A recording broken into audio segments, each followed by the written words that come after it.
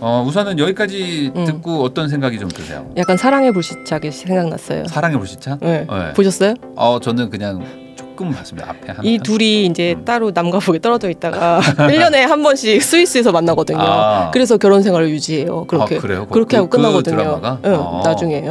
그런 느낌 아니에요? 굉장히 아름다운 커플이네요. 안녕하세요, 부인남입니다. 오늘은 결혼할 결심, 결혼에 대한 고민이 있는 사연을 해결하는 코너 결혼할 결심을 진행해 보려고 합니다. 박은주 변호사님 모셨습니다. 안녕하세요. 안녕하세요.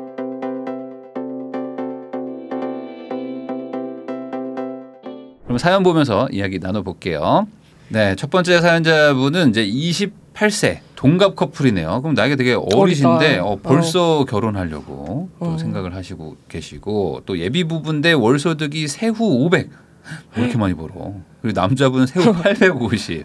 야, 뭐 걱정이 별로 없으실 것 같은데 플러스 알파가 또 있는 분입니다. 자, 근데 뭐가 걱정인지 볼게요. 1년 중에 6개월만 함께 살게 되는 주말 부부도 아닌 반년 부부. 근데 걱정이 태산입니다. 네, 한번 볼게요. 현재 상황. 먼 바다를 외로이 항해하던 예비 신랑. 예비 신랑님이 이제 항해사이신가 봐요. 근데 등대처럼 묵묵히 기다리던 이제 간호사입니다. 근데 이제 잠시 육지로 돌아와서 내년에 결혼 예정입니다. 이제 혼자가 아닌 둘이 함께하는 삶을 살려고 하는데, 무슨 약간 주례사 같은데? 네. 새로운 삶이라는 항해를 시작하려 합니다. 안녕하세요. 저와 예비 신랑은 블로그를 통해 만나게 되었습니다. 둘 다 재테크 관련 블로그를 운영하다가 댓글로 연락을 주고받다가 연인으로 발전했습니다. 결혼 결심 이유는 살면서 이렇게 가치관이 비슷한 사람을 만날 수 있을까 싶어서 신기하고, 또 나랑 똑 닮은 사람이라 결혼하고 싶었습니다. 성격적인 문제는 없는데 직업이 항해사라서 문제가 좀 있다. 일을 할 때는 1,700만 원 정도를 벌어요, 한 달에. 근데 일을 안 하면 근로소득이 없다. 그래서 반년만 일을 하고 있습니다. 그 외에는 배당소득으로 이제 생활합니다. 번 돈의 일부는 다시 또 재투자. 뭐 전형적인 이제 정석 투자죠. 그렇게 해서 세후 1억 정도를 벌고 있고요. 본인은 세후 500에 플러스 알파. 뭐 문제는 없어 보이는데. 그래서 저는 주 7일 거의 소처럼 일하는 중입니다. 예비 신랑은 다 배당 주식 투자를 하고 있고요. 예비 신랑은 일하지 않는 6개월은 육지에서 정말 놀거나 휴식을 취합니다. 뭐 아무래도 이제 힘들게 일하다 보니까 그런 것 같고요. 그래서 예비 신랑이 육지에 있을 때는 어떤 식으로 생활하면 좋을지도 조언을 해주시면 좀 좋을 것 같은데, 저희는 세후 6억 정도를 모을 수 있을 것 같아요. 뭐지? 뭐죠? 28에? 나 28에 얼마 있었지? 나 28에 없었는데. 그지였는데. 그랬을 거 아니에요. 내가 공부하고 그러셨을 거니까. 그지죠. 그지. 마통 썼지. 뭐 마통 있었지. 네, 배당 주식 투자를 좋아하는 예비신랑의 성향에 맞춰서 부동산 매매는 한 3, 4년 후에 정도 할 건데, 그래봐야 32이야. 어떻게 생각하시는지 궁금합니다. 뭐 상관없을 것 같아요. 현재는 매매하고 싶어도 모든 자산은 배당 주식에 들어가 있습니다. 이게 현명한 선택일까요? 뭐 나쁘지 않은 것 같습니다. 매매는 오로지 저의 소득으로만 할 것 같은데 괜찮을 것 같아요. 대출 많이 내야 될 것 같습니다. 상관없을 것 같아. 또한 저는 예비 신랑이 1년 중 6개월을 해외에서 보내고 저 혼자 살림과 육아를 할 예정이라 걱정이 많습니다.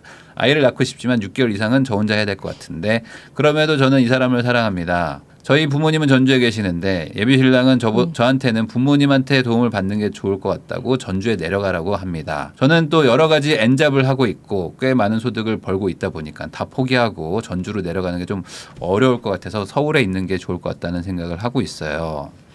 어떻게 하는 게 좋을지 저희에게 좀 조언을 달라고 합니다. 우선은 여기까지 듣고 어떤 생각이 좀 드세요? 약간 사랑의 불시착이 생각났어요. 사랑의 불시착? 네. 보셨어요? 저는 그냥 조금 봤습니다. 앞에 한 이 둘이 이제 따로 남과 북에 떨어져 있다가 1년에 한 번씩 스위스에서 만나거든요. 그래서 결혼 생활을 유지해요. 그렇게. 그래요? 그렇게 하고 끝나거든요. 드라마가? 나중에. 그런 느낌 아니에요? 굉장히 아름다운 커플이네요. 근데 이게 주말 부부도 아니고 사실 반년 부부 정도 되는 거잖아요. 근데 저는 이렇게까지 뭐 해본 부부를 주변에 둔 적은 없는데, 이런 부부의 사연을 혹시 뭐 이렇게 좀 겪어보신 적이 있으세요? 뭐 어떤 초장거리 부부라고 해야 되나? 그러니까 결국에는 저한테 이제 이혼 소송 맡으러 오신 분인데, 결혼 전문 부부. 네, 죄송해요. 이거 얘기해야지 모르겠다. 그러니까 남편분이 이제 외항선 타서 거의 진짜 1년에 반 정도는 이제 있다가 거기 소득이 되게 높잖아요. 그렇겠죠. 근데 그거를 쓸 수가 없어요, 그분들은. 그러니까 육지에 있는 아내가 이제 그거를 다 소비를 하게 되죠. 아내 입장에서는 계속 편하게 살다가 네. 남편이 오니까 꼴 보기 싫은 거죠 사실은. 뭐 밥 챙겨야 되고 막 나가서 맨날 술 먹고 있는 거 막 뭐 좀 화가 나고 남편은 내 돈 다 어디 갔어 얘기하는 거고 그래서 이혼으로 비화되는 커플 꽤 있어요. 아 그런 것도 있구나. 네. 근데 이런 상황에서 어쨌든 결혼을 하게 되면 가장 큰 문제는 어쨌든 6개월은 이래나 저래나 못 본다는 거. 근데 그래서 제가 듣고 싶어요. 그러면은 이게 사귄 지는 얼마나 되셨고 그간의 연애는 어떻게 해오셨고 네. 연락은 어떻게 취했고 블로그를 언제 어떻게 운영을 하셨을까? 남자분은 항해 사신데 언제부터 그렇죠. 그러니까 항해를 하면서 뭔가 그런 거를 했나 보다. 시간이 많으니까. 그러니까 나 너무 궁금해요.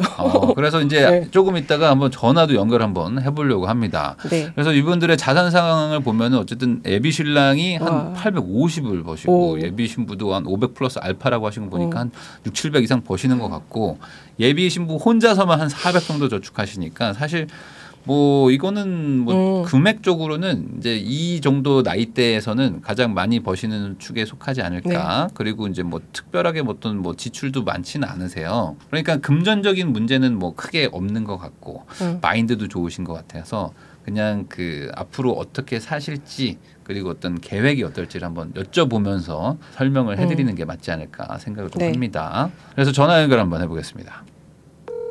네, 여보세요. 안녕하세요. 내 남편이 최국님. 아, 네, 안녕하세요. 네, 저 부인남입니다. 네. 네, 뭐 그 금전적으로는 뭐 아무런 고민이 없으실 것 같고 박은주 변호사님이 이제 아주 처음부터 아주 따뜻한 얘기를 해주셨어요. 네. 감사합니다. 외항선 타는 그 이혼한 부부 얘기를 해주셨거든요. 네. 아니 왜 원빈이 아니고 현빈 얘기는 안 하고 사랑의 불시착. 물론 이제 이렇게 잘 사는 부부들도 많다. 이 얘기도 해주셨는데 이제 우리 케이스랑은 좀 먼 얘기였기 때문에 신경 쓰실 필요는 없을 것 같고. 네. 근데 이제 그 걱정되시는 부분이 어떤 부분이에요? 네. 지역이 사실은. 남자친구 입장은 제가 여기 서울에 연고지가 없다 보니까 직장 때문에 서울에 있는데 이제 나중에 결혼하고 자녀가 생기면 이제 어쨌든 남자친구가 해외로 일을 하러 가면은 저 혼자 서울에 있어야 되니까 뭐 독박 육아도 될 수도 있고 해서 지역을 어디서 사는 게 좋을지 그게 조금 고민이에요. 근데 기본적으로 본인 직업 자체가 그 뭐 이렇게 전주로 내려가서도 얻을 수 있는 직업이잖아요. 네, 직업 자체로는 그런데 이제 이만큼의 소득을 사실 서울에서 하니까 저는 가능하다고 생각을 해서 나머지 그 부업을 하는 게 엔잡으로 얻는 소득이 서울에 있어서 가능하다고 생각을 하거든요. 네. 근데 나중에 아이를 낳으시고 혼자서 이제 서울에서 아이 키우시면은 이제 들어가는 비용이 엄청나게 늘어나기 때문에 그거 생각하면 아마 전주에서 아이를 키우시면서 부모님의 도움을 좀 받는 게 플러스 마이너스 계산하면은 전주로 가는 게 좀 더 나으실 것 같기는 하고 그럴 것 같은데 이제 큰 틀에서는 지금 고민할 필요는 전혀 없는 문제인 것 같습니다. 아직 아이가 태어나려면 아직 몇 년 뒤의 이야기잖아요. 맞아요. 네. 그래서 뭐 지금은 고민하실 필요는 없을 것 같고 집을 사는 것도 뭐 당장 집을 사실 필요는 없을 것 같아요. 어차피 투자를 뭐 안 하는 사람들이야 뭐 집을 뭐 살지 말지를 빨리 고민을 해봐야 되겠지만 두 분은 어쨌든 뭐 재테크 블로그도 운영하실 정도로 어느 정도 또 실력도 있으시고 또 지금 배당 주식도 하고 계시기 때문에 뭐 이대로 그냥 꾸준히 투자를 하고 계시다면은 집을 빨리 사실 필요는 없을 것 같다. 그렇게 정리를 할 수 있을 것 같고요. 박은주 변호사님도 좀 얘기를 해주시면 좋을 것 같습니다. 뭐 얘기할 거는 난 궁금한 게 너무 많아가지고 물어봐도 돼요? 지금 남친분 어디 있어요? 지금 해외에 있어요. 바다에? 어디쯤에 있어요? 대만에 있어요. 대만. 네. 그럼 그 업이 좀 이렇게 그 뭐랄까 힘들거나 그런 건 아니고 그냥 외롭고 좀 그런 건가요? 엄청 힘들다고 들었어요. 12시간씩 근무를 한다고 들어서. 힘들구나. 갔다 와서 되게 좀 지쳐 있겠네요. 6개월 일하고 나면. 네. 그래서 제가 사실은 쉬고 있어도 뭐 자기 개발해라 이런 말 못 하겠더라고요. 미안해서. 몇 살 때부터 블로그를 서로 운영을 하시면서 만나신 거예요? 저는 12년도부터 운영했고. 어이구. 그럼 거의 10대 아니야 10대? 20살 때 거의 한 거예요? 네. 근데 열심히 하진 않았고 그냥 일상 글 쓰다가 요즘에 좀 열심히 해서 잘 되고 있고 이제 예비신랑은 블로그 시작한 지는 불과 1, 2년 정도밖에 안 됐어요. 그러면은 만나신 지가 1, 2년 정도 2년 정도 되신 것 같네요. 맞아요. 네. 선생님 근데 잘 되고 있다는 게 뭐예요? 플러스 알파가 괜찮다는 거지. 네. 네. 남자친구도 막 배에서 재테크 공부하고 막 강의 듣고 막 동영상 강의 듣고 막 그러나 봐요. 네, 맞아요. 주인장님 유튜브 보면서 같이 영상 공유해서 이런 영상 올라왔으니까 같이 보자. 네. 그래서 공유하고 그래요. 야, 근데 앞으로 그러면 이제 그 업을 계속 할 거잖아요, 남자친구는. 네, 결혼하고도. 네, 그럼 그런 거에 대한 어떤 뭐 힘들거나 그런 거는 이제 다 이제 적응은 다 된 건가요? 적응은 됐는데 앞으로가 더 힘들어지지 않을까 싶어요. 오히려 약간 좀 아이를 빨리 낳아야 되겠다 뭐 이런 생각을 갖고 있을 수도 있겠네요. 네, 저희는 사실 자녀 계획이 있어서 어차피 낳을 거라면 좀 빨리 낳는 게 서로 체력적으로도 좋을 것 같아서. 그럴 수도 있고 좀 약간 덜 외로울 수도 있을 것 같기도 하고. 서울을 떠난다는 것에 대한 두려움. 그리고 아이를 낳게 되고 이런 과정을 거치면서 내 소득이 줄어들까 하는 두려움이 많으신 것 같아요. 만약에 그런 상황들을 겪었을 때 지금이야 너무 좋고 하지만 뭐 시간이 흐르고 우리가 항상 상황이라는 게 변하지 않습니까? 남편에 대한 애정도 변할 수 있고 뭐 여러 가지 정으로 살 수도 있고 한데 오늘 좋은 얘기 많이 해주시네요. 내가 겪는 상황이 내가 결혼을 해서 아기를 낳아서 나한테만 손해야라고 하는 생각이 들 수도 있어요. 그런 생각이 혼자 있을 때 들 수도 있어요. 네. 억울할 수 있고 힘들 수 있고 하거든요. 그 생각이 드는 순간 내 삶이 되게 좀 슬프잖아요, 사실은. 그래서 그런 거에 대해서 남친분하고 되게 진지한 오랫동안의 얘기를 하셔야 될 것 같아요. 무조건 우리는 젊어서 빨리 아기를 낳고 키우고 나자, 화이어족 하자 그게 아니고 당장에 임신을 해서 아기를 낳았을 때 겪게 되는 엄마로서의 어떤 상황들은 대단히 큰 변화거든요. 이제 남편분이 이제 돌아오면 어쨌든 그때는 이제 6개월의 이제 신혼 생활이니까 되게 즐겁겠지만 아이가 있는 상황에서의 6개월은 좀 다를 거거든요. 왜냐면 내가 6개월 동안 혼자 어쨌든 아이를 키우고 나서 남편이 온 거니까 그때는 남편이 좀 육아도 좀 도와줘야 되는 것도 있잖아요. 그래서 그때는 이제 어느 정도 뭐 예를 들어 뭐 한 달에 5일에서 뭐 일주일 정도는 본인만의 시간도 좀 가질 수 있는 거를 남편분한테 좀 요청을 할 필요도 좀 있을 것 같아요. 그렇게 하고 나야지 엄마가 온전히 혼자만의 시간을 가질 수 있는 휴식 시간이 그게 있어야지 그 이후에 충전이 돼서 또 6개월을 또 버틸 수 있는 원동력이 되고 하거든요. 제가 그 30대 부부들한테 되게 많이 하는 얘기가 있는데 그 꼬맹이들 키우는 집에 있어서 제가 독박 육아라고 했을 때 막 사람들이 막 발악합니다. 그럼 독박 버리는 뭐냐 이러면서 얘기를 하는데 되게 예민해서 제가 이거를 말씀드리기 되게 힘든 부분이 있는데 아내는 남편이 퇴근을 하기만을 기다리거든요. 그렇죠. 근데 남편은 와서 너무 힘드니까 이제 크게 신경을 못 쓰는 상태에서 막 불화가 생겨서 이혼을 하겠다고 찾아오시는 분들이 있는데 제가 간단한 해결책이 있습니다라고 말씀을 드려요. 남편분한테 일주일에 한 번 3시간 아내한테 좀 자유시간을 줘라. 그러면 모든 문제는 다 해결될 것이다. 그 사실은 애기 엄마들이 원하는 게 되게 큰 게 아니거든요. 뭐 자유시간, 자유부인 2시간 됐는데 뭐 할까요? 이런 게 막 되게 많이 인터넷에 막 아세요? 아세요? 그런 걸 보면 그 작은 시간들이 사실은 휴식 시간이 굉장히 중요하고 지금 우리 내 남편이 채공분한테도 되게 필요하지 않을까 그런 부분들이. 뭐 전체적으로 경제적으로 문제는 없을 거예요. 근데 질문 중에 그거 있었잖아요. 남편이 오면은 마냥 놀게 해도 되느냐? 남편이 와서 놀게 해도 되느냐?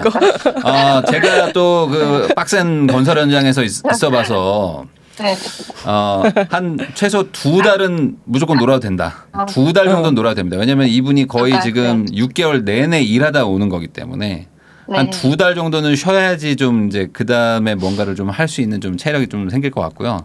나머지 한 4달 정도는 뭔가 가볍게 뭔가 같이 할 수 있는 걸 하는 건 좋을 것 같은데 그렇다고 해서 안 하겠다는데 억지로 시킬 거는 좀 아닌 것 같아요. 왜냐하면 이분은 거의 매년 군대를 가는 거라고 저는 느껴지는데 그런 느낌이라면 저는 이렇게 하는 것만으로도 대단하다. 사실 이게 그 정상적인 어떤 루틴의 직업이라고 하기는 좀 다르기 때문에 저는 이렇게 하고 있는 것도 사실 대단한 거라고 생각합니다. 많은 걸 희생하고 있거든요. 저 궁금한 거 있는데 이거 몇 살까지 정년이 있어요? 아니, 정년은 없는데 네. 저희는 이제 최종 목표가 파이어족이라서 네. 정말 젊을 때 바짝 고생해서 좀 빨리 은퇴를 하고 떨어져 지내는 생활을 빨리 청산하는 게 그거 괜찮은 좋을 방법일 것 같아요. 수 있죠. 예, 저도 맨날 지방을 돌아다니고 막 해외를 가는 직업이었기 때문에 빨리 은퇴를 해야지라고 생각해서 재테크를 한 것도 있거든요. 네. 네, 그러니까 두 분도 그런 식으로 빨리 이 직업의 장점을 이용해서 빨리 은퇴를 하겠다. 돈을 많이 주잖아요. 돈도 많이 주고 이제 나머지 반년의 시간도 많으니까 재테크도 많이 하시고 돈도 많이 모으셔가지고 어찌 보면 또 남들보다 빠르게 은퇴를 한번 해보는 것도 괜찮을 것 같습니다. 네. 네, 그렇게 생각하시고 이대로만 하시기를 바랍니다. 두 분 잘. 마지막으로 말씀하세요. 예비신랑한테 한마디만. 지금 대만에 있을 우리 예비신랑에게 영상 메시지 한마디 하시죠. 네, 네.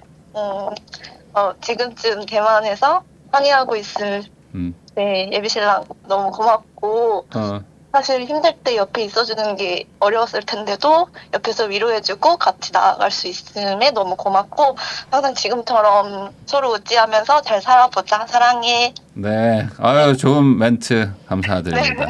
그럼 제가 선생님 전화 연결하자고 했습니다. 네. 우리 이렇게 결혼 권장 방송 얼마나 좋습니까? 아니 왜냐면 글 사연 쓰신 것도 너무 예쁘게 쓰신 거예요. 예. 여러분들 이 시청하시는 분들 뭐 댓글로 막 키보드 치고 막 이러고 있으실지도 모르겠는데 여러분들도 결혼할 수 있습니다. 아시겠죠? 우리 다 같이 화이팅합시다. 네, 연락해 주셔서 감사드리고요. 전화 연결도 다시 한번 감사드립니다. 네, 감사합니다. 감사합니다.